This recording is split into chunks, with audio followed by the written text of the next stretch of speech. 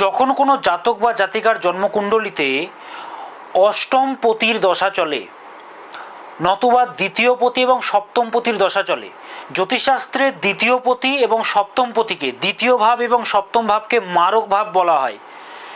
মারক কথার অর্থ হচ্ছে যে মারে না কিন্তু মৃত্যুতুল্য কষ্ট প্রদান করে।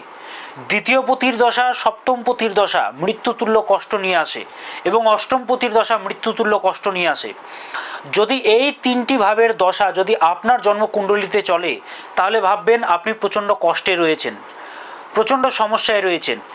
এর থেকে মুক্তি লাভের পথ কী? প্রতিনিয়ত হনুমান চালিসা পাঠ করুন স্নানের পরে, এবং যখন আপনি হনুমান চালিসা পাঠ করছেন তখন আপনার সামনে একটি তামার পাত্রে সামান্য জল রেখে দিন, ফ্রেশ ওয়াটার রেখে দিন। হনুমান চালিসা লাল আসনে বসে দক্ষিণ দিকে মুখ করে পাঠ করুন।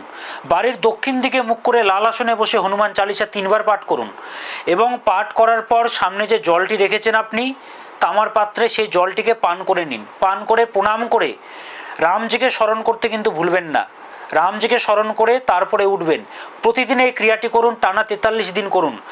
এই সমস্যা থেকে আপনি মুক্তি লাভ পাবেনই। নমস্কার।